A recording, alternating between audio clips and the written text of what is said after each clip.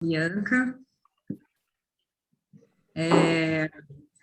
Hoje a gente vai falar de um tema um pouquinho delicado, né, que seria a prevenção do suicídio, né?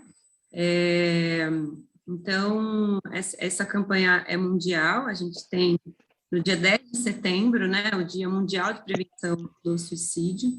No Brasil, a gente tem tanto a Associação Brasileira de Psiquiatria como o Conselho Federal de Medicina, eles organizam nacionalmente o Setembro Amarelo. E são várias campanhas que são feitas ao longo do ano todo, né, em prevenção ao suicídio. Só uma curiosidade que eu acho sempre interessante, algumas curiosidades sobre as cores, né, do porquê que cada mês tem uma cor. Então, a cor amarela, ela é em homenagem a um jovem de 17 anos chamado Mike. O Mike foi um moço que, em 1994, ele cometeu suicídio no Colorado, nos Estados Unidos, e ele tinha um Ford Mustang de 1968 e ele era apaixonado por esse carro era amarelo. Segundo o que eu li e eu vi, ele acabou cometendo esse suicídio dentro do carro. Acabou que essa cor veio em homenagem ao Mike, né? No dia do seu enterro, né? Os familiares já entregaram, já começaram a fazer uma campanha, um cartão escrito: se você está pensando em suicídio, entregue esse cartão a alguém e peça ajuda. E nesse dia foram entregues algumas fitinhas com a cor amarela para fazer essa homenagem e essa conscientização de como que a pessoa pode ter ajuda, né? Porque o que a gente vê é que quanto mais você consegue conversar sobre, as pessoas acabam evitando de cometer isso, né? Então, tem até uma frase bonita que eu estava lendo, né? Que fala: quanto maior o silêncio e o segredo em torno de um assunto se torna um tabu, pior é com quem lida com ele. Então, poder falar e contar a história pode ter um efeito curativo de quem lê ou de quem escreve. Então, hoje a gente trouxe aqui o Dr. Gregory para falar um pouquinho com a gente sobre isso, né? O Dr. Gregory é médico psiquiatra, ele é membro titular da Associação Brasileira de Psiquiatria, Associação Médica Brasileira. Ele é médico assistente no ambulatório de psiquiatria da infância e adolescente e médico assistente na Santa Casa de Misericórdia de Tatuí. Então, a gente vai falar um pouquinho e depois que ele fizer a apresentação, está aberto a perguntas para quem quiser falar com o Dr. Gregory também. Gregory, todo seu. Muito bem. Bom, primeiramente, boa noite novamente a todos. É um prazer estar podendo participar aí com vocês, né, nesse bate-papo. O dia que a Bianca me convidou, prontamente eu me coloquei à disposição, porque eu acho que quanto mais informação, quanto mais a gente divulgar o tema, né, conversar sobre, levar informação para as pessoas, a gente pode estar ajudando muitas pessoas, né? Então, a ideia aqui não é dar uma aula sobre suicídio, mas a gente fazer um bate-papo, tá? Então, qualquer um que queira interromper, queira fazer uma pergunta, queira tirar alguma dúvida, é só abrir o microfone e falar, tá? Então, eu montei uns slides bem simplesinhos, mais para a gente conversar mesmo, tá? Como a Bianca falou, né, eu sou psiquiatra aqui no município de Tatuí, eu atuo só aqui em Tatuí, eu atuo no ambulatório de psiquiatria da infância e adolescência e no hospital geral, né, nos leitos de hospital geral, onde é muito comum a gente internar pacientes com tentativas, ideações e tentativas de suicídio, né? Então, eu acho que é um tema bem pertinente. O mês de setembro é o mês que a ABP, né, a Associação Brasileira de Psiquiatria, promove para falar sobre o tema, né? Então, vários lugares do país, o Cristo Redentor, o Estádio do Beira-Rio, em Porto Alegre, monumentos espalhados no país, eles ficam na cor amarela, né, divulgando o mês da prevenção do suicídio, né? Então, a gente tem que falar não só do suicídio, mas sim também dos comportamentos suicidas, né? Porque através dos comportamentos suicidas, muitas vezes a gente consegue perceber quando o indivíduo está com algum sofrimento, né? Que a gente possa tentar ajudar esse indivíduo, né? Então, o comportamento suicida, né? São pensamentos, né?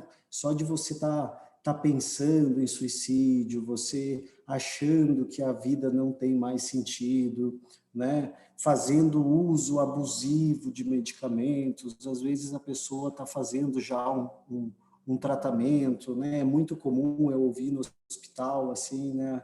A pessoa ingeriu a cartela inteira de comprimidos que tinha lá do seu tratamento, falando na fala, não, mas não era uma tentativa de suicídio, mas eu queria só dormir, por exemplo, né? Então, isso são comportamentos suicidas, né? O uso abusivo de medicamentos, as ameaças, né? Então, as pessoas ficam falando que preferem morrer, né? Que preferia estar morto do que estar vivo, né? Gestos, né? A pessoa ela começa através, você vê na face da pessoa, ela faz gestos, ela faz mímicas, como se dissesse que gostaria de morrer, né? E muitas vezes isso tudo são preditivos e alguns pacientes alguns indivíduos acabam realmente cometendo suicídio, né? E o suicídio ele é descrito desde do período medieval, né? Assim, até na Bíblia há passagens bíblicas onde já era descrito o suicídio, né? Em determinadas populações, né? Determinados grupos, era visto como uma honra, né? O suicídio, a gente vê muito no Japão, né? Era muito comum, hoje nem tanto, né? Mas como honrar alguma coisa ou por desrespeito a alguma coisa, o suicídio, né? Então, o comportamento suicida e o suicídio é de muito tempo que ocorre. Muitas vezes eles eram vistos como punição e outras como glória, tá? E por que a gente tem que falar, né, sobre o suicídio? Porque está aumentando cada vez mais e é um índice muito alto de suicídio. E eu acredito que seja muito mais do que a gente imagina, porque o suicídio, muitas vezes, ele não é notificado, tá? Então, o que seria isso? Todas as vezes que chega um paciente apresentando um comportamento suicida, num pronto-socorro, por exemplo, num hospital, é necessário fazer uma notificação. E muitas vezes essa notificação não é feita. Então, esses são os dados atualizados, mas eu, Gregory, acredito que seja muito maior a questão do suicídio no país por subnotificações. Tá? Então, no Brasil, né, o Brasil é o 8º país do mundo em número de suicídios, tá? E no Brasil, são mais de 10 mil casos no ano, né? Então, isso é muita coisa, né? No Brasil, hoje, estima-se 32 casos de suicídio por dia, né? E ter essa conversa, a gente ter esse bate-papo é muito importante, porque a grande maioria dos suicídios ele poderia ter sido evitado, né? Porque o paciente ele mostra o sofrimento, né? É perceptível que o paciente ele não está bem, né? Então a gente conversar, a gente mostrar para vocês os sinais de alerta, como que a gente pode ajudar, né? Uma pessoa, eu acho que é de extrema importância, e quando todo mundo começar a ter mais empatia e falar sobre o assunto, oferecer mais ajuda, a gente vai ter muito ganho nos próximos anos. 17, esses são dados de um estudo que foi feito pela Unicamp, né, que é uma das maiores instituições do país, então são dados fidedignos, né, onde eles viram que 17% da população brasileira em algum momento já pensou em suicídio. 17% é muita gente, né? A gente está falando que quase 1/5 da população brasileira, em algum momento, já pensou, né, em tirar a própria vida, né? E desses 17%, 5% chegaram a elaborar como fazer, né, arquitetar o ato suicida, né? Então, no Brasil, são 32 casos, né, de suicídio no Brasil, por dia. Esse é o Mike M, que a Bianca falou, né? Esse era o rapaz onde tudo começou, né, a campanha, como a Bianca já fez a introdução, é isso aí mesmo, né? Ele era um menino que ele era considerado assim um gênio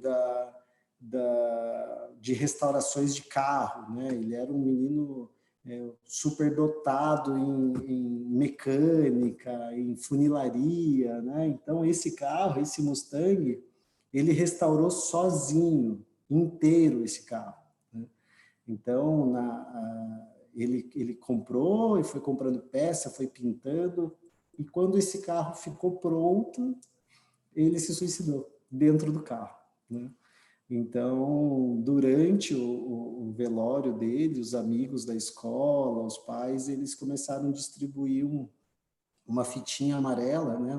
Um cartãozinho amarelo, e foi aí que começou a campanha mundial, né, sobre a prevenção de suicídio, né, falar de suicídio, porque ninguém imaginava que ele ia fazer isso, né? Então, às vezes, está mais próximo do que a gente imagina. Então, conversar é o mais importante, né? A gente ter bons relacionamentos, a gente ter pessoas para conversar, né? Em qualquer momento da nossa vida. A gente tem algumas situações, né, de pessoas que correm maior risco, né? Então, por exemplo, pessoas que já tentaram uma vez, duas vezes, né? Essas pessoas que já tentaram previamente o suicídio, eles têm um risco aumentado, né, para cometer, né? Quando a gente fala de doenças mentais, né, a gente pode citar vários quadros, né, mas o principal ainda é a depressão, né? Então, a gente pode falar de depressão, a depressão bipolar, uso abusivo de substâncias, né, alcoolismo, uso de drogas, esquizofrenia, né? Mas a gente vê mesmo que na nossa prática, no dia a dia, a grande maioria são pacientes portadores de depressão, né? Por quê, né? Porque a depressão, ela afeta globalmente o nosso paciente, né? O indivíduo. O paciente, ele começa a ficar triste, a ficar angustiado, ficar desesperançoso, né? Ele acha que a vida dele não tem mais sentido, não tem por que viver, né? Ele começa a se isolar socialmente, ele começa a deixar de fazer coisas antes prazerosas para ele já não vê mais sentido, né? Então, quando o paciente é acometido por um quadro depressivo, principalmente, né, ele acaba ficando mais propenso a pensamentos autodestrutivos, né? Pensamento de autoextermínio, pensamentos autodepreciativos, né? Então, sempre que a gente vê um paciente depressivo, se a gente sabe que um amigo está passando por uma situação, um familiar esteja passando por algo parecido, a ideia é sempre estendermos a mão e tentar ajudá-los, né? O sexo masculino, né, ele é maior em relação ao suicídio que o sexo feminino, numa proporção de 3 para 1, né? Isso quer dizer que são 3 homens para uma mulher, né, cada caso de suicídio, né? E não só de transtornos mentais propriamente ditos, né? Às vezes tem alguma doença clínica, né? Uma doença, um quadro mais grave, onde a pessoa, né, um câncer, um HIV, uma doença cardiovascular, né? E isso gera um sofrimento na pessoa, né? Até ontem eu atendi uma paciente no consultório.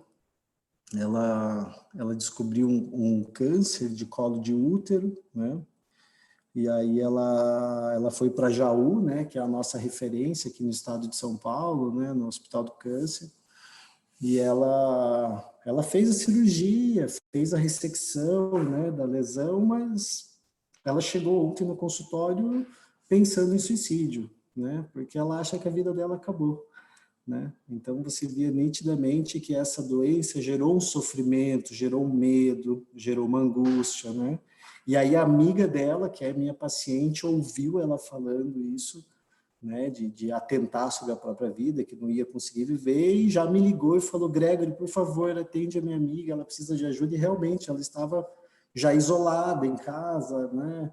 Sorte que essa amiga foi visitá-la e conversando, ela acabou falando, né? Então, ontem eu atendi ela, conversei com ela, a gente fez um plano terapêutico para ela, com a família, né, para dar apoio para ela, para mostrar que ela não está sozinha, né, porque o pensamento do paciente depressivo é que ele está sozinho, né, ele não consegue enxergar do lado que há pessoas que querem ajudar ou que ele possa ter um caminho, né, para lidar com isso, né, então faz parte a gente sempre dar um suporte, né, para quem a gente percebe, vê, sabe que está doente, né?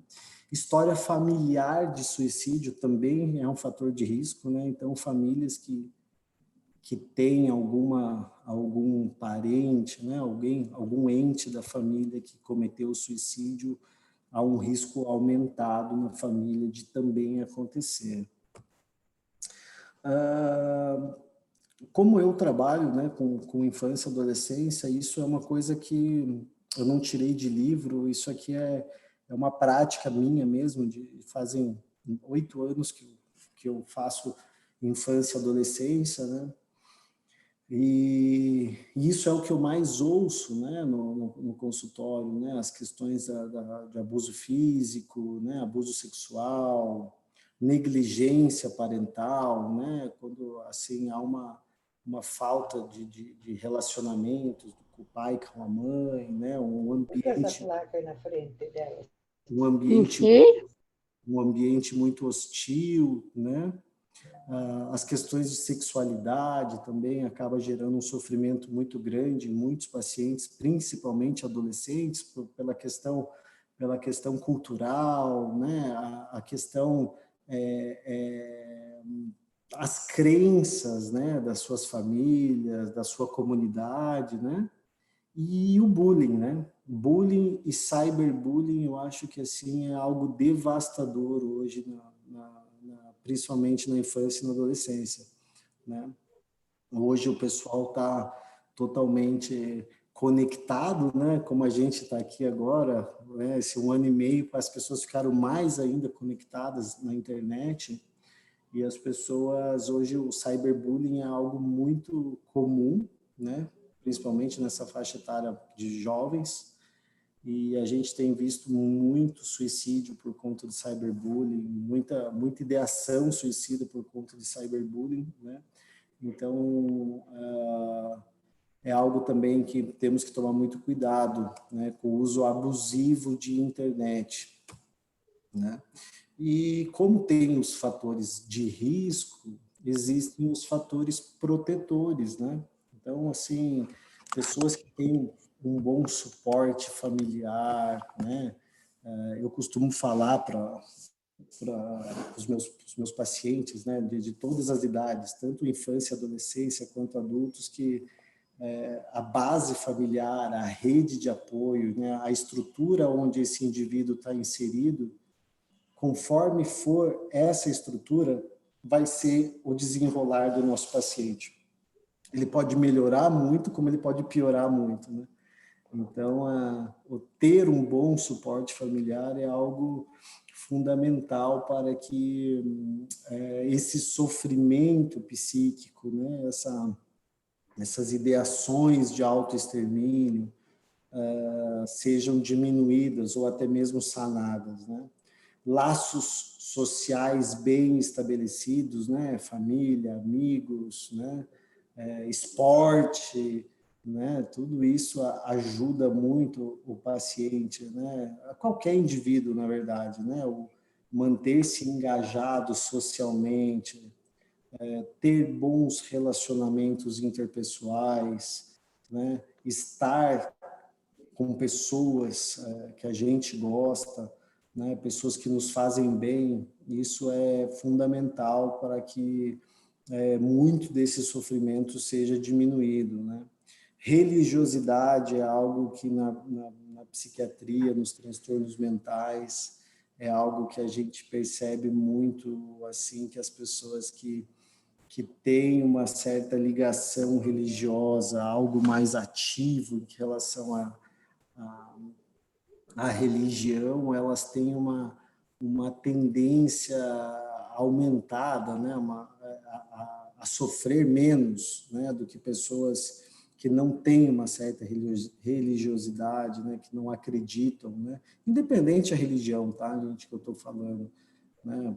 Qualquer uma, né? Mas a gente percebe que pessoas que têm esse coping religioso, que a gente chama, né, um termo na psiquiatria, as pessoas elas tornam-se mais resilientes e conseguem lidar melhor com isso que está lhe perturbando, né? E acessos a serviços de saúde, né? Isso, cidades onde há centros de referência, né? O CAPS, por exemplo, né? Que é o Centro de Atenção Psicossocial, né? Onde tem uma rede de apoio, né? Uma rede estruturada para prestar serviço, né? Isso infelizmente, o nosso Brasil é muito grande e existem muitos lugares ainda que o psiquiatra mais próximo está a 200, 300 quilômetros de muitos lugares, né? Então, Eu tenho uma dúvida. oi. Eu tenho uma dúvida. Então, de, dessas essas tretas que nós faz junto, eu quero falar, eu quero falar parabéns para ele, parabéns para ele que, que eles podem de, de, de, de, de, para competir. Isso, isso, isso tem mais parte.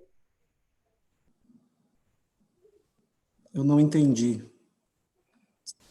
Então, eu quero falar de parabéns para ele, que dele fez uma das tretas. Eu quero, eu, eu quero dessa dúvida, essa dúvida,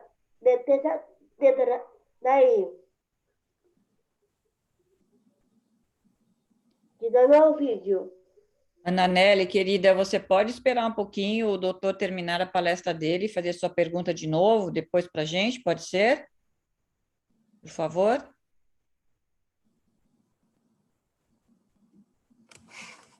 Guarda aí a sua pergunta, você faz logo em seguida, pode ser, Ananele? Tá bom. Obrigada. Doutor Gregory, por favor. Então, assim,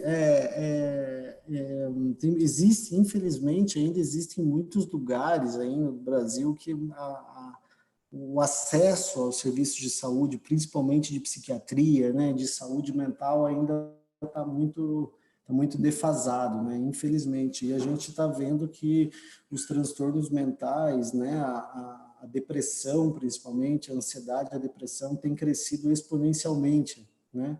E ainda mais depois do início da pandemia, a gente percebeu que houve uma piora, né, dos casos, muita gente adoecendo, né, por conta da pandemia, por conta do isolamento social, falecimento de pessoas da família, né? A gente sabe histórias de famílias que foram devastadas por conta do Covid, né?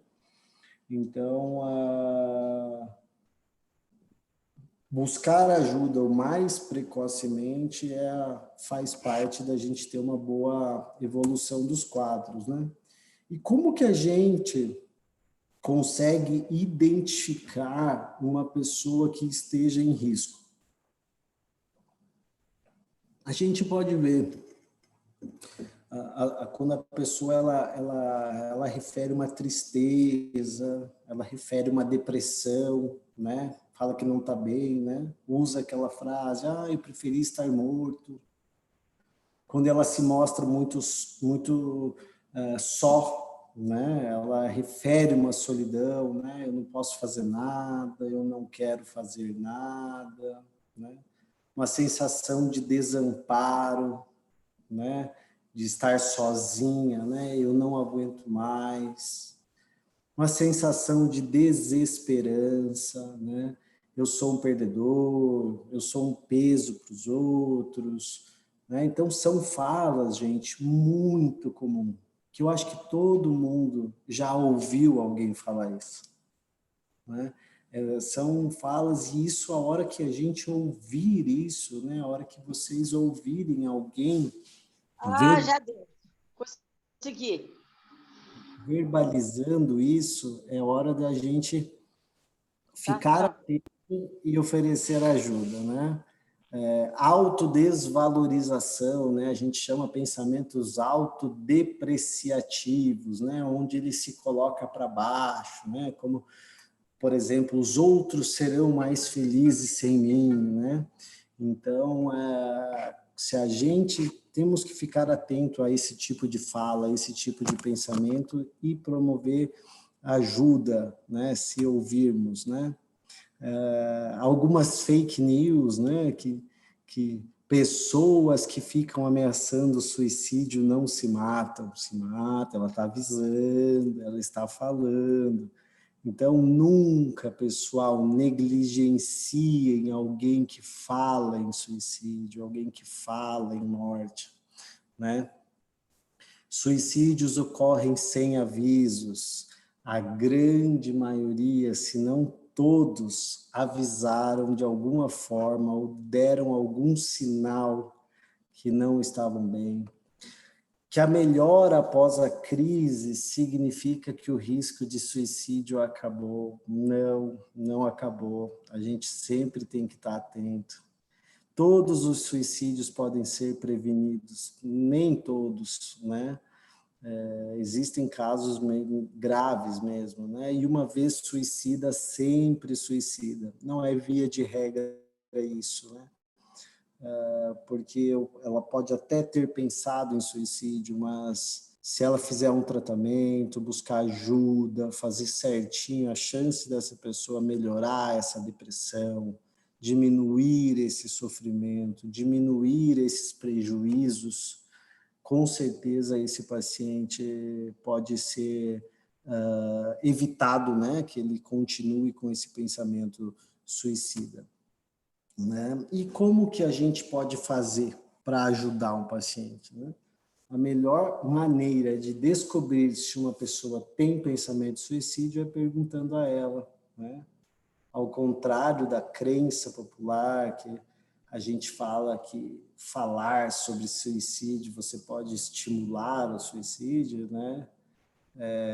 Isso é o contrário, né? Então, A gente tem que conversar, a gente tem que falar e nós temos que perguntar, né? Se a gente vê um paciente, um amigo, no caso, né, que não esteja bem, a gente tem que perguntar sobre suicídio. Esses são alguns canais, né, o CVV, né, que é o Centro de Valorização da Vida, né? Ele existe há mais de 30 anos já no Brasil, né? E esses são alguns canais que as pessoas podem acessar, né, através de telefone, chats, e-mails, né, para falar sobre suicídio. Tem uma equipe 24 horas, né, pronta para ajudar um paciente que esteja, um indivíduo que esteja pensando, né, tendo esses pensamentos negativos. Né? Hoje em dia, né, como o e-sports está muito em alta, né, que são os esportes eletrônicos, né, hoje existe até um time, não sei se vocês sabem, chama Life Gamers. São jogadores profissionais, né, eles têm os times, eles jogam, só que eles ficam atentos com as falas depressivas durante os jogos, né, dos jogadores, né? Então, tá todo mundo, em todo lugar, tem gente tentando ajudar, prevenir, ajudar e levar informação sobre o suicídio, né? Então, o suicídio não é falta do que fazer, não é vontade de chamar atenção, não é frescura, fraqueza ou falta de Deus. Então, em vez de julgar, temos que praticar mais empatia, conversar mais, participar mais, né? Sempre estender a mão a alguém que a gente perceba que está passando por um momento difícil. Tá? Tem um amigo ou uma amiga com depressão? Pergunta como você pode ajudar. Escutar o que ela tem a dizer já é um ótimo começo. E entender a dor dela também. Depressão não é frescura. E nem é coisa só de adulto. A gente também tem. E por isso que é tão difícil de identificar. Muita gente acha que essa é uma fase ruim e que a gente não tem nada mais com que se preocupar além de estudar e passar de ano. Nada disso. Esse é um assunto bem sério e real. Só quem tem, entende o que sente. A melhor ajuda que você pode dar é tentar entender. Julgar só vai atrapalhar a recuperação do seu amigo ou da sua amiga. E se é você que está passando por isso, peça ajuda. Pode parecer muito difícil, mas tudo muda depois que você se permite. Conta para alguém de confiança. Seu professor, um amigão seu, ou seus pais. Faça terapia. Conversar com um psicólogo, nossa, ajuda pra caramba. Guardar o que está sentindo não é bom. Acredite, fica insuportável. Tem gente que pensa até em se matar. E na real, quando a gente está com depressão, o que a gente quer matar de verdade é a dor que a gente sente. Então, jogue tudo isso para fora. Converse. Bom, pessoal, essa é uma introdução, né, que eu fiz sobre o suicídio. Eu me coloco à disposição de vocês, quem quiser tirar dúvida, conversar, mas basicamente era isso que eu tinha para passar para vocês. Muito bom, obrigada. Acho que ficou bem claro, bem leve falar sobre um tema tão difícil, né? Tão complicado. Tem algumas questões aqui no chat. O Tom perguntou qual que é a forma mais comum de uma pessoa com essa tendência chegar até você ou até algum profissional? Olha, geralmente... Se eu conseguir parar de compartilhar, acho que daí dá para ver todo mundo, né? Como é que eu faço aqui agora? Isso, já saiu. Deu? Na verdade, a grande maioria dos pacientes, eles são trazidos, eles não vêm por conta própria, né? É por isso que a gente fala da rede de apoio, né? Porque quando o indivíduo ele entra num quadro de depressão, então, a gente fala que a crítica do paciente fica muito prejudicada. O que seria a crítica, né? A crítica é o entendimento, né? É você entender que todo aquele sofrimento que ele está tendo vem de uma doença. Então, quanto mais cronificado o quadro, quanto mais tempo essa doença está instalada no indivíduo, a crítica dele tende a ficar cada vez mais fraquinha. Então, assim, a grande maioria dos pacientes são trazidos pelos pais, são trazidos pelos irmãos, são trazidos pelo esposo, pela esposa, né? Então, eu costumo perguntar para todos os meus pacientes no consultório, assim, né? Falo, Dona Maria, a senhora veio por conta própria ou veio trazida pelos outros, né? Dependendo da resposta que eles me dão, eu já sei aonde eu estou e eu sei como vai ser.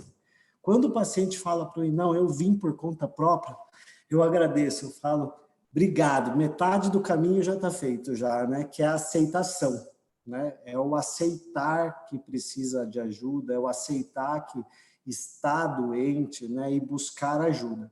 Mas a grande maioria, Tom, os indivíduos, eles são trazidos para a gente. Dificilmente um paciente vai por conta própria porque está com pensamento suicida. Ele sofre sozinho, ele fica no mundinho dele cada vez mais isolado e não busca ajuda, na grande maioria. Tudo bem. Carol, com a mãozinha levantada. Queria fazer uma pergunta, porque acho que isso também está associado à depressão e talvez pode chegar na consequência do suicídio, né? Algumas pessoas chegam a fazer o contrário, não sei. Você vê, aparentemente, aquela pessoa está bem, ela consegue esconder tão profundamente, e que também eu percebo que hoje tem acontecido muito de que a pessoa ela visualiza muito o superficial do outro. Então a gente sempre acha que talvez não tenha um sofrimento e aquela pessoa fala assim, poxa, então eu também não vou mostrar, né? Eu estou me sentindo mal, estou me sentindo péssimo, mas talvez aquela outra pessoa também esteja assim. E eu falo isso até por experiência própria, porque muitas vezes eu não consigo demonstrar e aí, quando a gente vai demonstrar, já está num caso crítico, né? Quando você está preocupado ou quando você está triste. Então, às vezes, a pessoa tem uma impressão de que você está sempre bem e nem sempre é assim. Então, eu queria entender um pouco essa dificuldade, talvez, de transparecer e isso poder chegar numa consequência ruim. Mas você sabe, Carol, é muito bom essa sua percepção, porque a gente percebe muito na psiquiatria que há um certo sofrimento na aceitação da doença mental, né? O paciente aceitar que ele está acometido por um quadro depressivo, né? Ele aceitar que ele perdeu para a mente dele é muito difícil, né? O paciente ele não aceita isso, né? Então muitas vezes ele vai mesmo no mecanizado, ele vai achando que está tudo bem, ele vai achando que está tudo bem, mas não está, né? Então, assim, a gente percebe muito mesmo na psiquiatria essa sua linha de raciocínio, assim, que as pessoas, elas burlam muito a doença, né? Os sintomas, os sinais, né? Mas chega uma hora que ela não aguenta. Aí ela vai lá e pede ajuda, só que, infelizmente, muitas vezes, perde-se muito tempo, né, Carol? Porque, como eu falei antes, né, respondendo a pergunta do Tom, né, quanto mais tempo a pessoa está num sofrimento, mais cronificado fica esse quadro. Então, quanto mais cronificado é o quadro, mais difícil é da gente conseguir resolver, né? Mas isso de não, eu vou dar conta, eu tô bem, eu vou dar conta, eu tô bem, assim, é clássico, é muito comum, muito. E tem um pico, né? Porque geralmente é muito rápido, né? A transição. Então, aquela pessoa está num pico ou de felicidade, que talvez não seja, né? Não sei se é a colocação, e de repente ela fica muito mal, só que na verdade ela já estava acumulando isso há muito tempo, né? E aí as pessoas falam, mas de repente aconteceu, então não foi de repente, né? Então, não, já tá. Eu sempre falo para o pessoal chega, eles querem me contar o que aconteceu na semana, né? Aí eu falo assim, viu, Dona Maria, a cereja do bolo vem por último. Eu preciso saber quanto ovo tem aí, quanta farinha tem aí, quanto tempo de forno ficou essa massa aí para crescer esse bolo, para colocar a cerejinha que você vai me contar, né? E aí você percebe, o paciente ele foi por conta de uma crise que ele teve nessa semana. Mas quando você dá o ouvido para o paciente, deixa de falar, ele começa a te contar dos últimos 10 anos da vida dele, né? Então, oscila muito, né? O paciente ele tem picos mesmo, né? Assim, ele vai, ele dá uma melhorada, ele volta, ele começa um tratamento, ele interrompe, né? É muito comum os pacientes chegarem no consultório, ele começa a tomar o antidepressivo, por exemplo, um quadro de depressão, ele vai ter uma melhora depois de uns 2 meses, né? Só que daí ele para de tomar remédio a hora que ele atinge a melhora. Ele fala, ai, melhorei, eu saí da crise, eu não preciso mais me medicar. É aí que é o erro, né? Porque depois vão ter recaídas, e geralmente as recaídas elas são mais graves, né? Então, a ideia, uma vez tratado, uma vez sendo, nem todos os pacientes que vão no psiquiatra saem com uma receita médica, né? Então, muitos pacientes, eles se beneficiam com uma psicoterapia bem feita, com mudanças de estilo de vida, né? Hábitos mais saudáveis, engajamento social, né? Isso tudo ajuda muito o paciente, né? Meditação é algo muito interessante para pacientes depressivos, pacientes ansiosos, né? A gente fala muito no mindfulness, né? Tem um livro que é muito legal que chama-se Atenção Plena. Esse livro é fantástico para uma leitura simples, custa R$30 o livro e é muito legal. Ele ensina técnicas de meditação. Então, assim, pacientes ansiosos, pacientes depressivos é algo bem interessante. Na psiquiatria fala-se muito hoje de técnicas de meditação como tratamento, né? Então, eu, pelo menos, para os meus pacientes, eu uso um pilar de tratamento que é religiosidade. Eu tento fazer meus pacientes se aproximarem de uma religião, independente qual seja, mas eu acho que pessoas que têm um coping religioso mais positivo, elas tornam-se mais resilientes e conseguem lidar melhor com o que está imposto a ele, né, por doença. Técnicas de meditação e atividade física. Isso, para mim, são 3 pilares assim fundamentais, e a gente percebe que quando há uma adesão por parte do paciente em relação a isso, a melhora deles é muito mais rápida, né, do que aquele que só está esperando a resposta no comprimidinho, naquela pílula mágica, que infelizmente não existe, né? Então, as pessoas querem aquele caminho mais rápido, né? Mas infelizmente não é assim. Mas essa sua percepção aí, Carol, é bem comum mesmo, assim, essa esconder a face. Tem outra Obrigada. pergunta do Tiago. Tiago, não sei se você quer fazer. Ele pergunta se nessa proporção de acometimento de homens, né, 3:1, pelo homem, se teoricamente o provedor do lar, né, e a falta de recursos para o sustento de sua família, mesmo por vergonha de si, acaba por ceifar a sua vida. Então, essa pressão, talvez, de ter isso, né, com a família, aqui é um dos fatos. Tanto que os fatores de risco, né, viuvez, estresse financeiro, né, divórcio, né, isso tudo são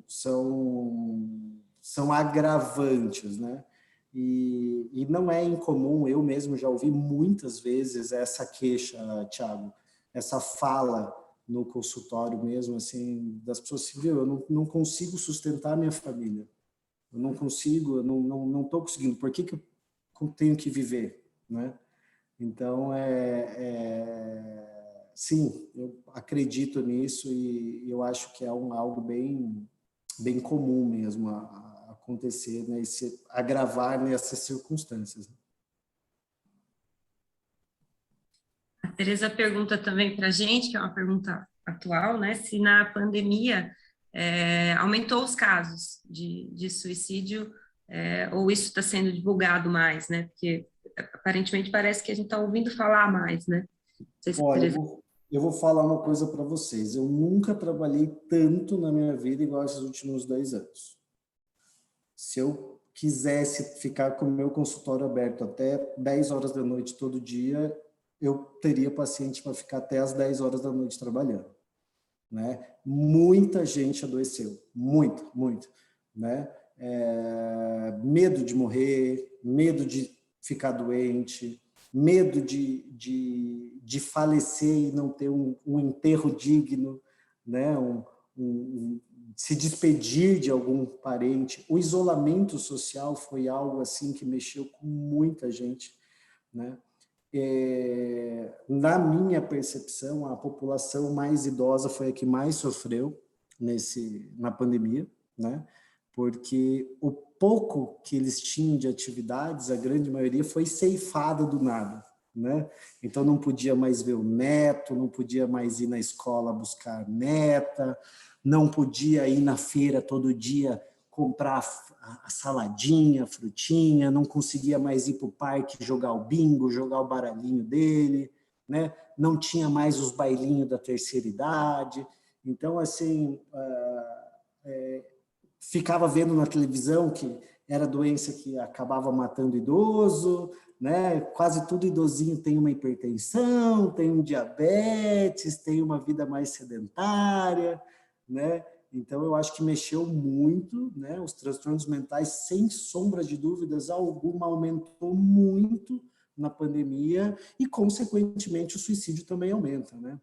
Conforme vai aumentando os transtornos mentais, conforme vai aumentando o sofrimento mental no indivíduo, vai aumentando a ideação suicida, né? Então, eu acredito sim que a pandemia...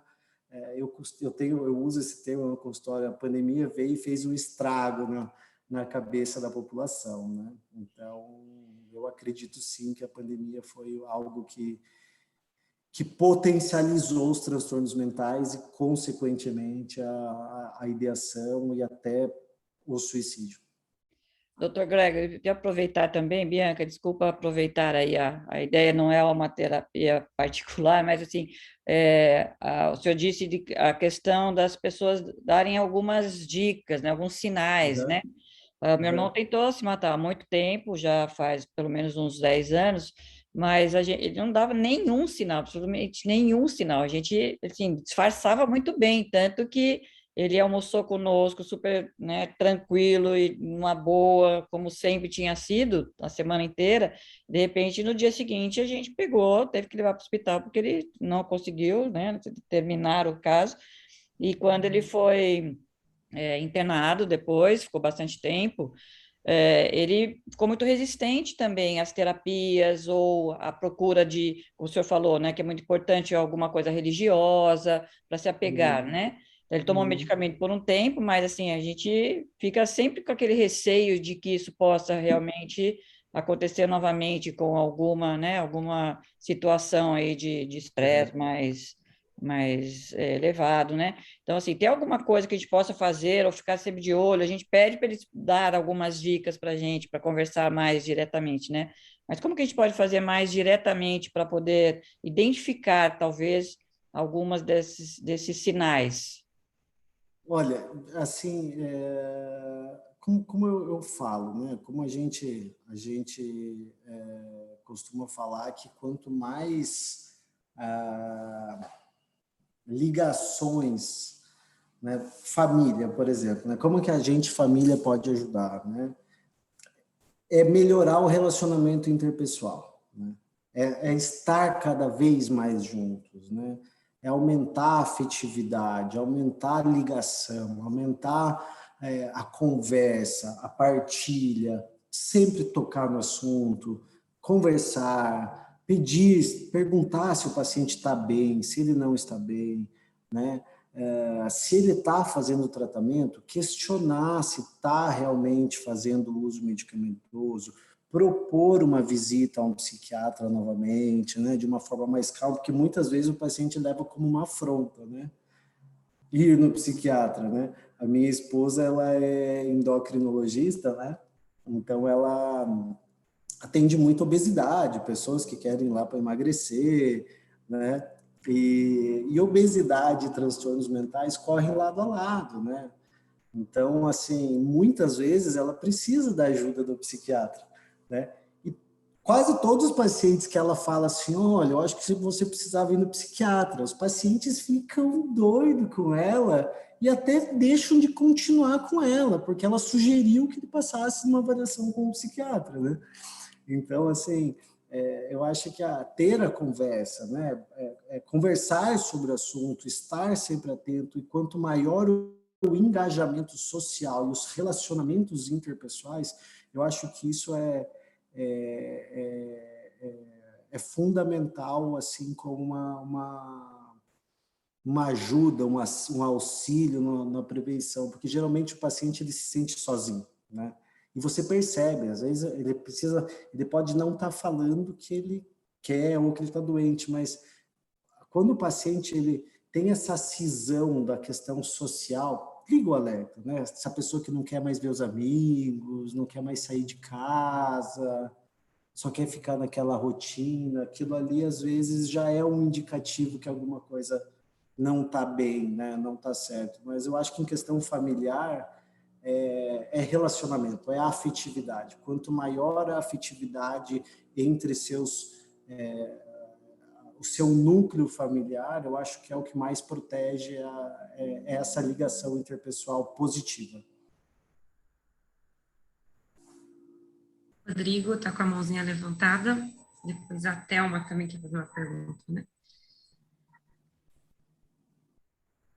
Oi.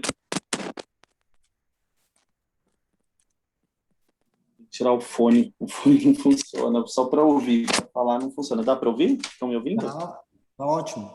Tá bom, ótimo. Então tá.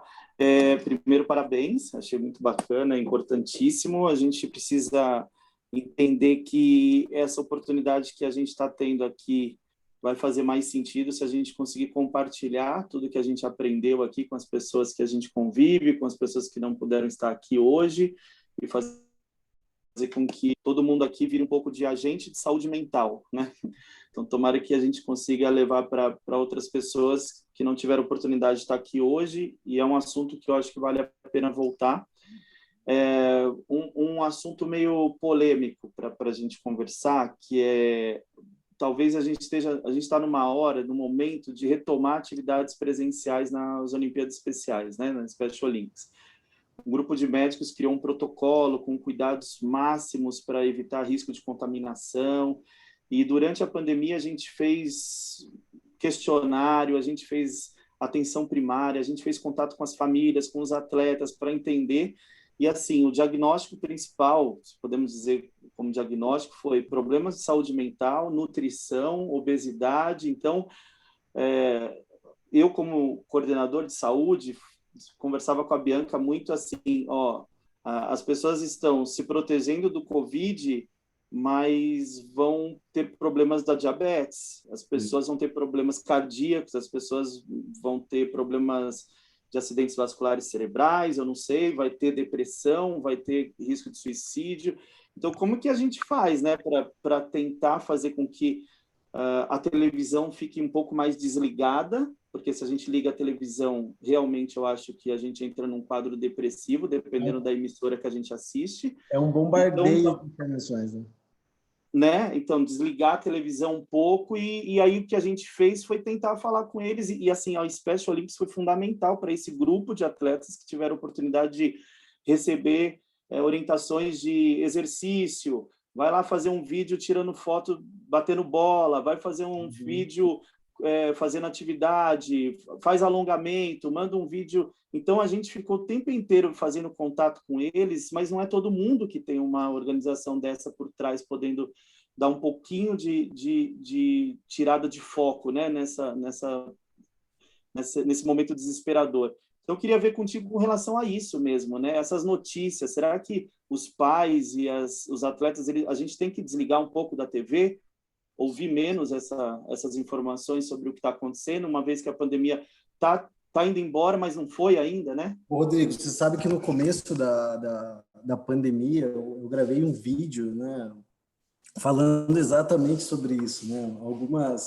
Porque no começo, eu lembro naquela primeira semana, no primeiro lockdown que teve, né, os primeiros 14 dias, você ligava a televisão, era mais 1.000 mortes, mais 2.000 mortes, mais era uma coisa assim que era você trocava de canal e era só aquilo, só aquilo. E assim, não é todo mundo hoje, claro, o acesso está muito maior hoje, né, nas casas de TV a cabo, por exemplo, né? Mas não é, a grande maioria do brasileiro não tem uma TV a cabo que você possa ter outros canais, né? Você possa ter outras fontes de informação a não ser os canais abertos do país, né? Então, assim, uma das orientações que eu dei lá atrás, há quase 2 anos atrás, era, assim, redução total de tela, né? Então, ficar menos no celular, ficar menos na televisão e escolher 1 hora do dia para você ler sobre o assunto, né? Para você ver.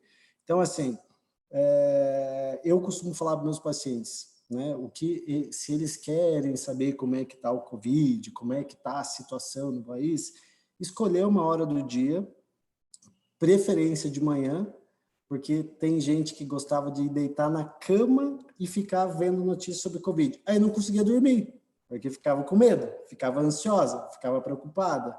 Então perdia o padrão de sono, aí não rendia no outro dia, ficava cansada, né? Então, assim, existem hoje, né, depois da pandemia, um monte de faculdades estão disponibilizando cursos EAD de graça, né, cursos de inglês, cursos de espanhol, cursos profissionalizantes, né? Tem um monte de instituições que ofereceram isso para a população justamente para tirar o foco, né? Então, eu concordo contigo plenamente, assim, que eu acho que se você ficar hoje na frente da televisão, dependendo de alguns canais mesmo, como você citou, a gente fica doente, né? Porque só fala aquilo, é um bombardeio disso. Então, eu acho que a gente sabe, a gente tem que ter informação, obviamente, mas a gente não tem que ficar se alimentando disso o tempo todo, né? Então, criar estratégias dentro de casa, como você mesmo falou, praticar um alongamento, né? Organizar o quarto, ajeitar o guarda-roupa, estudar, se alongar, fazer atividade física, aprender uma coisa diferente, né? A gente começar a nutrir a nossa mente de coisas mais saudáveis, né? Do que ficar só alimentando de negativismo, né? De coisas ruins, doença, morte, né? Porque isso estimula e deixa o paciente doente, deixa o indivíduo doente, né? Gera um sofrimento, gera uma angústia estar vivendo desse jeito, né? Então, eu acho que essa sua colocação de ficar menos em celular, ficar menos em televisão é fundamental para mantermos a nossa saúde mental em dia. Nos dias de hoje, né? Fabiana? Oi, gente, boa noite.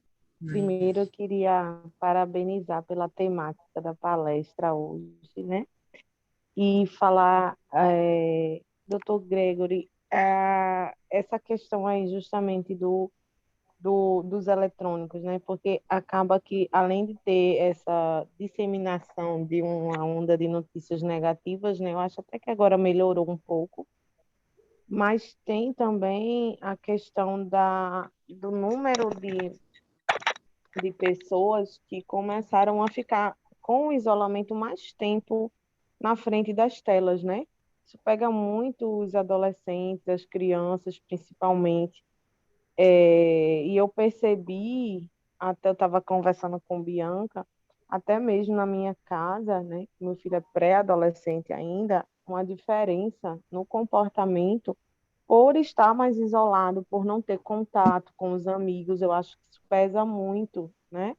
A falta de relacionamento, de não poder estar se relacionando. Então, meu filho, assim, teve uma diferença de comportamento, passou a ficar um pouco mais agressivo, mostrar certa tristeza que ele não tinha antes.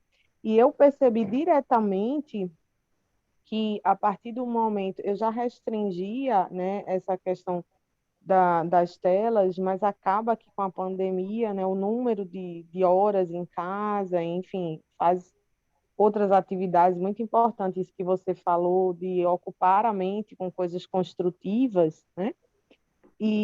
Mas o fato de estar ali e os relacionamentos com os amigos, eu percebi isso também muito com meus pacientes, né? Eu atendo muito adolescente, então o adolescente muito só se comunicando com os amigos ou só jogando, né? O tempo todo no videogame. E de repente, quando a pandemia começou a melhorar, que as pessoas, né, principalmente os adolescentes, começaram a voltar para as escolas ou para o convívio, eu notei uma diferença mais restabelecer da mesma forma essa relação.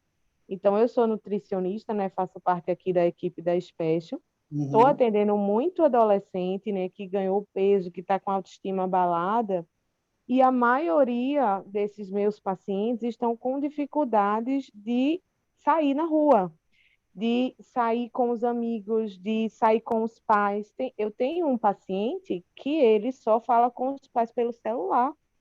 Fábia, perfeita a sua colocação, perfeita. E eu vejo isso todos os dias, né? Eu trabalho com criança todos os dias, criança e adolescente, né?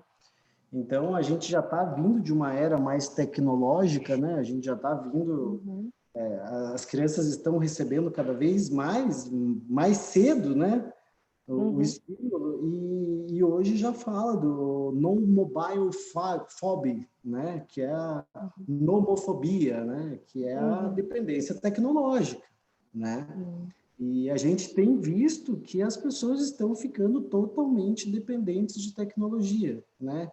E isso está deixando as crianças, como posso dizer, as crianças e adolescentes sem poder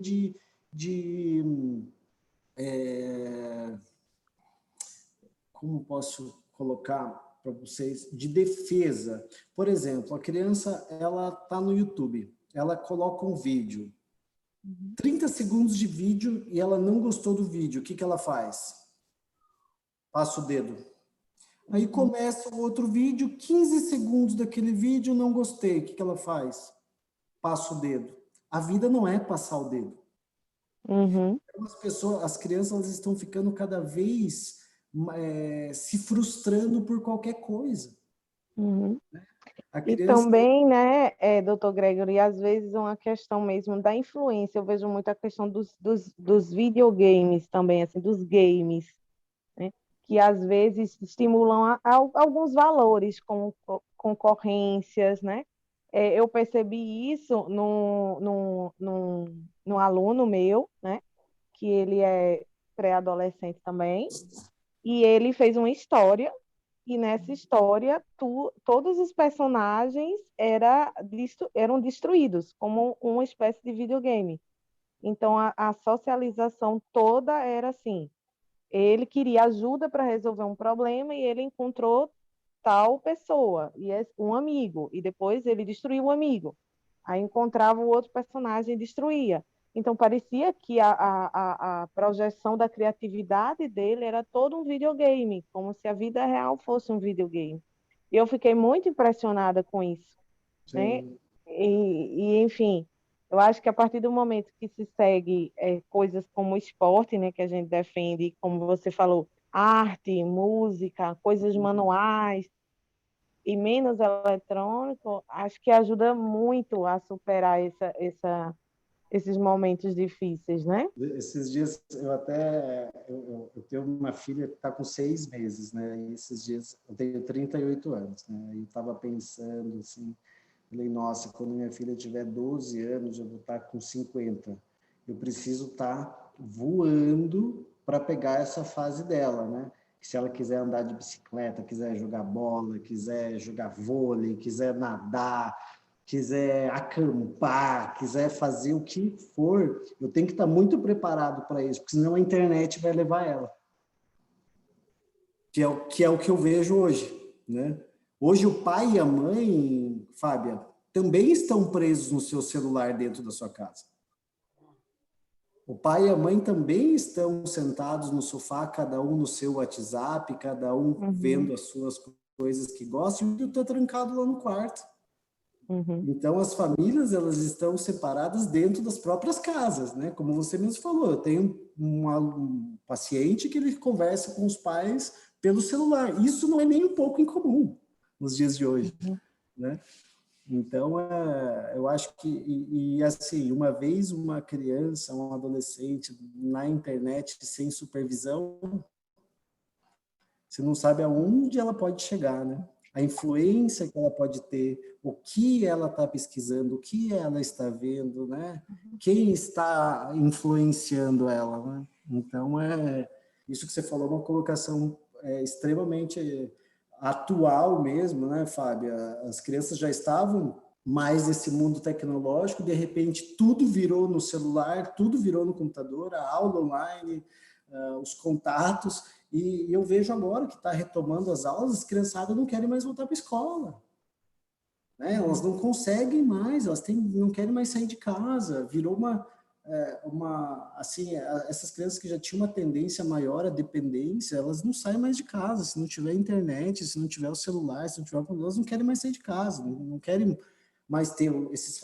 Os meninos hoje, os meninos não sabem conversar um com o outro, não sabem mais paquerar, né? Perdeu isso, né? Por conta da tecnologia, né? Então, Então, só para eu encerrar assim, do ponto de vista da nutrição mesmo, eu falo muito para os meus pacientes e até para os meus alunos de nutrição. Olha, se você conseguir fazer com que as pessoas tenham um relacionamento com a comida, acho que alguém botou aí no chat, voltar aos velhos almoços de domingo, né? Então, esses momentos da alimentação, junto com a família, são momentos de socialização também, são momentos de afetividade, são momentos, né, de escuta. Então, se conseguir que as pessoas façam esses momentos sem tablet, sem celular, quantas vezes eu vejo as pessoas reunidas na mesa, mas cada um com seu celular? Vejo muito isso em restaurante, né? A família lá sai para almoçar no restaurante, cada um com seu tablet, cada um com seu celular, e ninguém está ali de verdade, né? Ninguém está interagindo, está cada um isolado. Então, se cada pessoa já não fizesse isso, desliga seu celular só na hora da comida, a gente já vai ter uma evolução enorme. sim, Obrigada. sim. Você sabe, mas isso a gente percebe, às vezes, eu com a minha esposa, tinha muitas vezes que a gente chegava, né? Minha esposa é médica também, a gente saía de casa às 7 da manhã, a gente chegava, se encontrava às 8 horas da noite, 10 horas da noite a gente dorme, né? Muitas vezes a gente ficava das 8 às 10, eu e ela, a gente tinha passado o dia inteiro longe e a gente não conversava. Porque eu chegava, eu queria ler alguma coisa sobre algum paciente que eu tinha atendido no consultório, queria ler um artigo de alguma coisa, ou queria conversar com os meus amigos, queria conversar com alguém, queria ver algo do meu interesse e a gente não conversava, né? E aí até que um dia a gente percebeu isso, pô, a gente fica o dia inteiro sozinho, o dia inteiro longe, e quando a gente pode ficar junto, a gente está no celular, né? Então a gente combinou que à noite, assim, a gente não usa celular em casa, né? Então a gente chega, já larga o celular ali e a gente vai fazer uma comida, um vai ajudando o outro, né? Então a gente percebe assim que o uso abusivo de celular, ela tá enraizado agora, né, em todo mundo, e sim, né, não há mais conversa, não há mais bate-papo, não. A gente mesmo, é incomum, você faz um churrasco, você encontra o pessoal, chega uma hora que ninguém está conversando, mas tá todo mundo com seu celular na mão, né? Então, eu falo para os pais, né, levar jogos de tabuleiro para casa, né, quebra-cabeça, que são coisas que dá para reunir de novo a família, né, para ter uma integração, né, de todo mundo, mas está cada vez mais difícil. Ô, doutor Gregory, as aulas voltaram presenciais na faculdade que eu dou aula, mas os alunos mantêm o comportamento das aulas online, virtuais. Eles continuam com o celular na mão e o tempo todo eles acabam não olhando para a gente, não anotando nada, não fazendo nada, só no celular. Então, é uma coisa assim, o comportamento que eles tiveram durante esse ano e meio, ele já parece que está enraizado, né? Então, é complicado mesmo, né? Mas parabéns aí pela sua iniciativa de deixar o celular em casa, guardado, né? Quando chega em casa, você e a sua esposa, para que possam ter esse momento juntos, é importante mesmo. A gente gosta, assim, à noite, de fazer uma comidinha junto, eu e ela, que é a hora de a gente conversar, né? Porque, senão, quantas vezes de sentar no sofá, quando olhava para o lado, ela com o celular, eu com o meu celular, e a gente, e aí? Ninguém conversou, ninguém contou como é que foi o dia, né? Então, a gente aplica muito isso em casa, assim, porque se deixar, a gente entra no nosso mundo e fica nele, né? Eu vou pegar só o gancho rápido da Tereza, até para não perder, mas bem rapidinho. A gente teve uma experiência essa semana, que a gente está fazendo um projeto aqui com as Olimpíadas Especiais, se chama Quebrando Barreiras, e o foco são jovens de 12 a 18 anos. E a gente fez uma reunião só com esses jovens e eles não ligaram a câmera, nenhum deles. E aí, quando eu fiz uma pergunta para um desses jovens, a Kailane está aqui, ela está de prova, né, Kailane? Ela era a única, né, com a câmera aberta. Eles desligaram, porque eu falei, abre a câmera para a gente poder conversar. Existe alguma possibilidade, ou qual atividade a gente pode fazer para reverter isso? Porque eu acho isso muito perigoso. Porque imagina uma pessoa dessa procurando um trabalho, porque eu percebi que é uma dificuldade de se apresentar.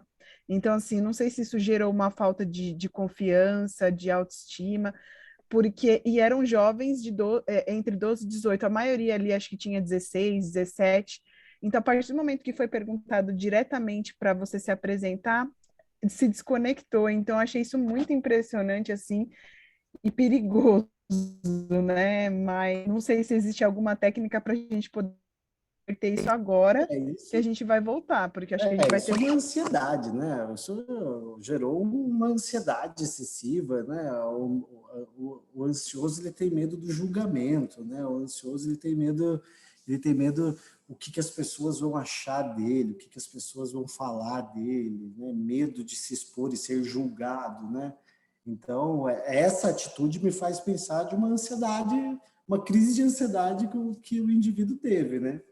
E quanto mais esses 2 anos ainda, né, praticamente isolados, praticamente com o mínimo de relacionamentos interpessoais, o mínimo de comunicação, agravou ainda mais isso, né? É isso que eu estou falando. Os jovens hoje, eles não sabem mais conversar um com o outro, né? Não, porque é só essa questão virtual, né? Essa coisa. Então, vai muito de indivíduo para indivíduo também, né?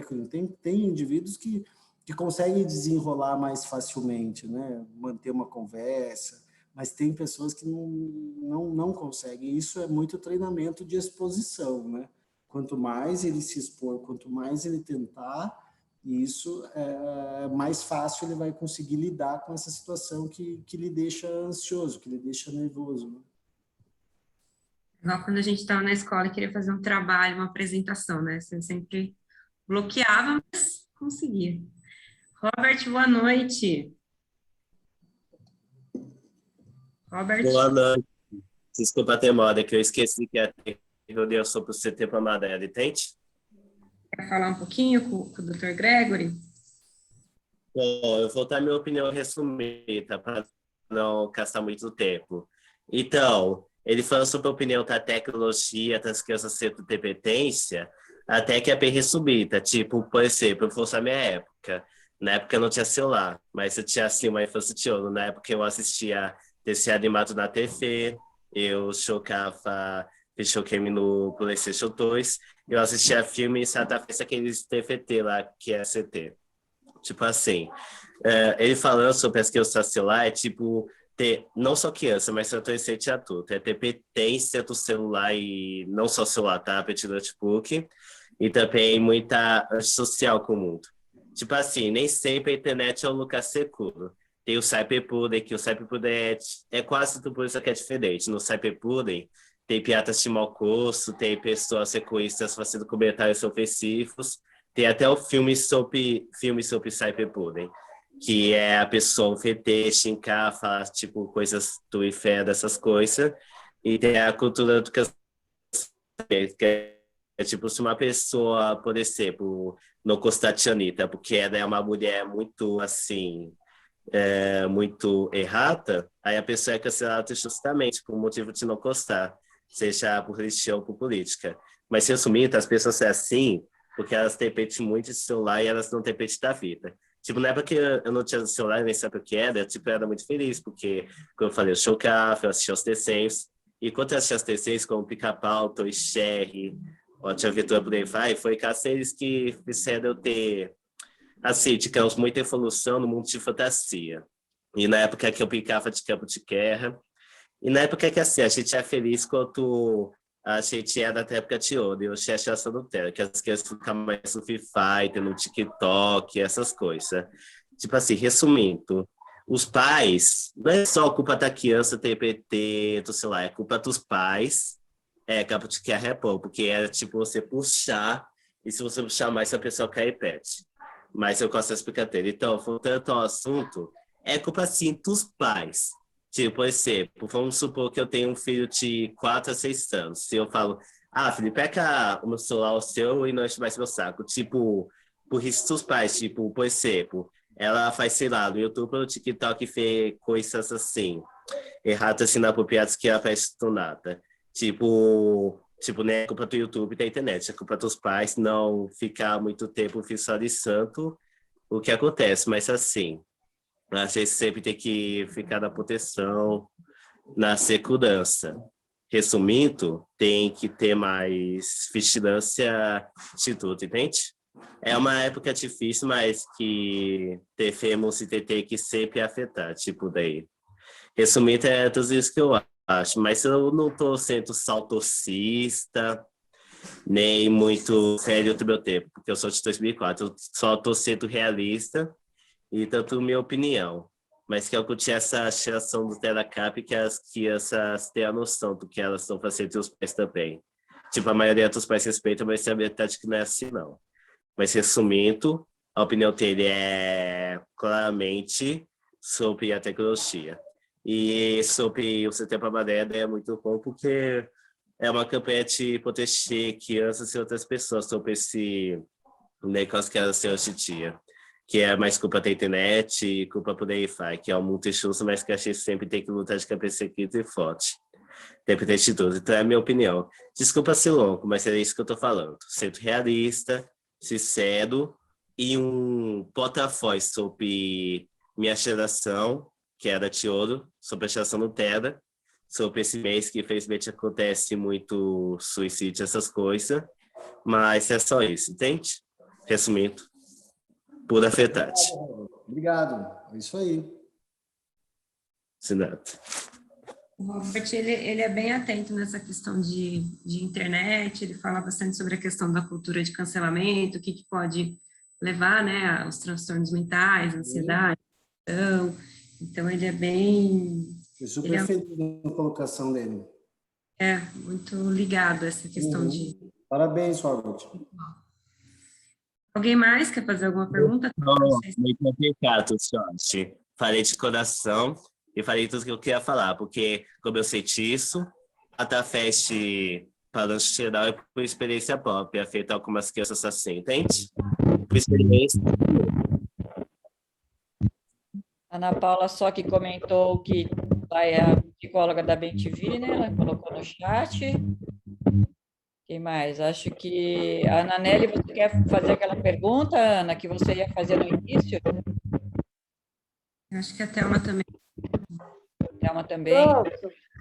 Pode falar, querida. Você ia fazer uma pergunta no começo, né? Sim, no começo. Então, eu tenho uma dúvida, dúvida assim,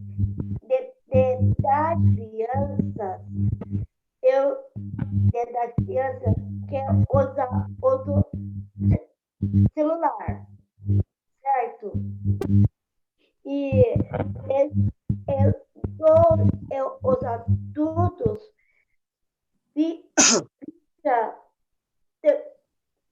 os adultos se confundem das pessoas. Você pode responder para mim? Sobre o uso do celular, Ana Nélia, é isso? Isso. Tá bom. Então, doutor Gregory, sobre o uso do celular, sobre os malefícios. Eu acho que o celular, Ana Nélia, pode ser muito útil, a internet ela pode ser muito útil, né? Mas o abuso, usar muito tempo, isso pode ser prejudicial, tá? Então,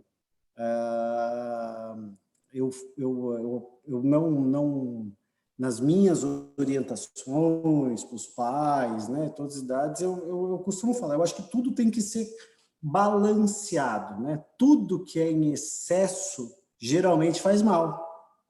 Então, se a gente saber usar, se a gente saber ser nutrido das coisas boas que a internet nos traz, ela pode ser muito benéfica, né? Então, o grande problema é o uso abusivo, é ficar muito tempo na tela, né? E isso pode ser prejudicial para qualquer pessoa, qualquer idade, né? Então, acho que tudo tem que ter um balanço. Obrigada, doutor. Tem o João, né, Bianca? João, a gente vai pedir para a Thelma também. Desculpa, Thelminha. A Thelma fala, depois João, e a gente vai encaminhando para o encerramento, né? O doutor já ajudou muito a gente, deu ótimas dicas maravilhosas. A gente vai, então, Thelminha, por favor, depois o João, tá bom? Obrigada. No caso, doutor Greg, né?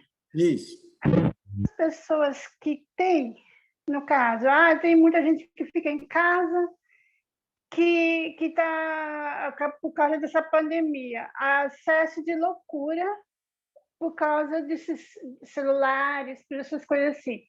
E também tem uma terapia também que as pessoas também fazem, porque fica nervoso, agressivo, todas essas coisas assim. E eu queria saber, doutor, como que pode controlar essa ansiedade, esse nervosismo, essa agressividade? Primeira coisa, Thelma, é conseguir entender o que está te deixando nervosa. Uhum. Né? Então, a gente fala em descobrir as causas, aqueles gatilhos que fazem com que a pessoa tenha os acessos de loucura, como você falou. Né? Eu concordo com você que no período da pandemia as pessoas ficaram mais isoladas, as pessoas ficaram mais trancadas em casa, muita gente ficou mais doente, né? Então, a gente tem que tentar sempre mudar o nosso pensamento. A gente sempre tem que tentar trazer coisas novas, né? Ler uma coisa nova, fazer uma atividadezinha diferente, tentar adaptar alguma coisa dentro de casa para diminuir o nosso estresse, tá? E tem várias terapias que podem ser feitas, igual eu falei, até meditar, né, ler um livro de meditação, fazer terapia com psicólogos, né? Então, tem várias coisas que a gente pode fazer para ajudar no nosso sofrimento.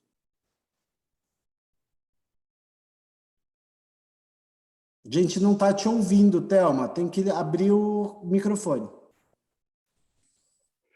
E também, doutor, desculpa, e também a gente deita no caso, deita ou no chão, num colchonete, e também põe uma música de passarinho, põe umas... para não ter que ficar muito nervoso, porque a ansiedade engorda. Para mim, eu já estou mais do que... Essa pandemia está acabando comigo, eu estou engordando cada dia mais. Não é a única. Entendi. Você não é a única que está tranquila. Eu estou assim, sabe? No caminho, porque tenho medo de alguém fazer alguma coisa comigo no meio da rua. Vou na rua, vou andar na rua, vou pensar que a pessoa vai pegar eu no meio da rua. Então, é isso, doutora. Né, doutor Greg? Isso, mas tá certo. Botar uma musiquinha relaxante, fazer técnica de respiração é muito importante. Inspirar bem profundo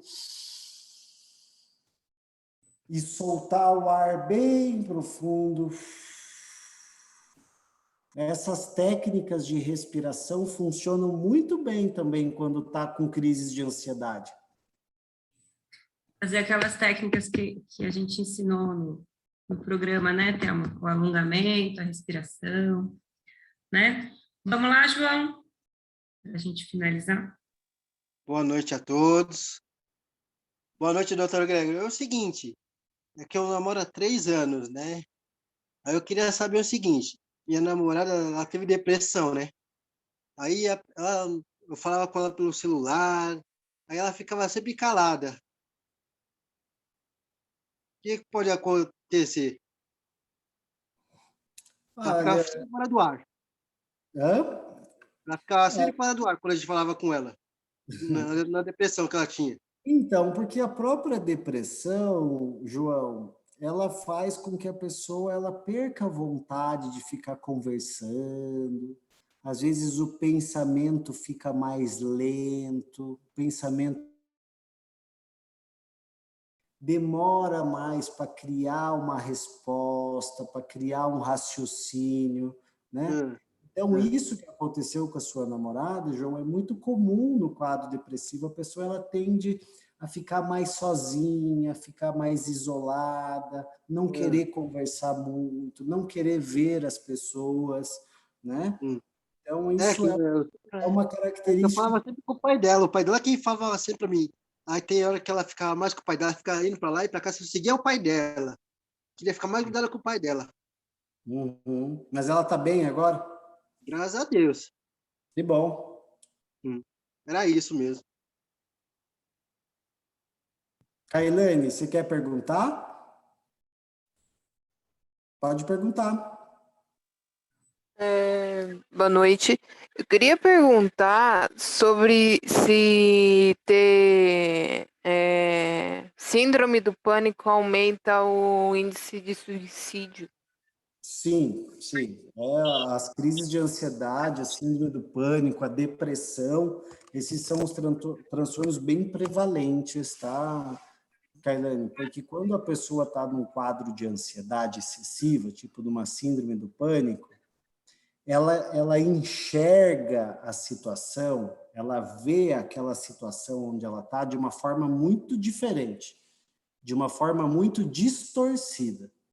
Então, quando a pessoa está numa crise de pânico e ela enxerga aquilo de uma forma diferente, distorcida, o sofrimento dela acaba ficando muito grande. O sofrimento dela acaba ficando desproporcional, acaba ficando disfuncional. E aí, às vezes, o sofrimento é tão grande que ela acha que a única solução é o suicídio. Então, sim, pode aumentar, sim, a probabilidade de suicídio, Kailane.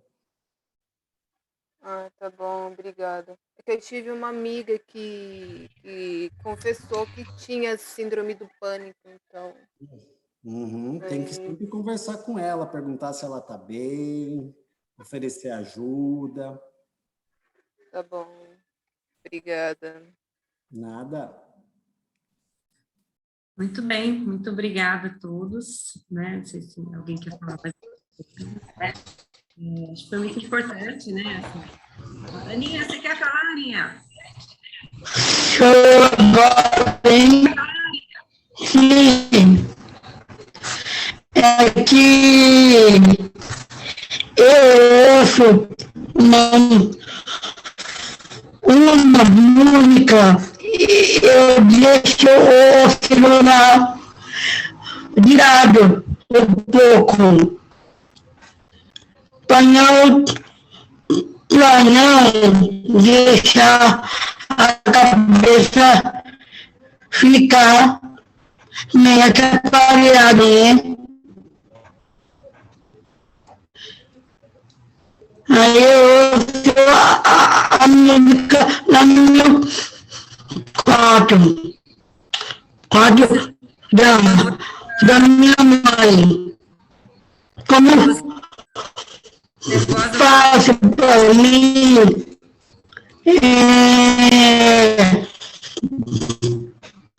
procurar a cidade para o celular.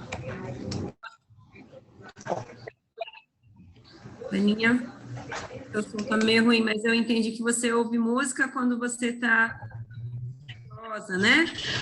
É que eu fico um pouco nervosa. Como que eu procurar a cidade para não ficar com o celular? Para controlar... É isso, Bi. Entendi. Para controlar a ansiedade, a Aninha coloca música no quarto dela para ela ficar mais tranquila. É uma boa estratégia, Ana. Eu acho que cada um tem que criar ver o que é gostoso para si, né? Então, sempre para a gente sair da crise, a gente tem que criar uma estratégia que a gente se sinta bem. Tem pessoas que gostam de ler, tem pessoas que gostam de tomar um banho quente, tem pessoas que gostam de deitar, de ouvir uma musiquinha de passarinho, né? Que a Thelma falou, né? Uma música mais relaxante. Então, acho que é uma estratégia para amenizar a sua crise. Então, parabéns, faça isso. Sempre que você ficar nervosa, põe sua musiquinha, ouça, se divirta. Muito bem, muito obrigada, Gregory, adorei. Foi uma abordagem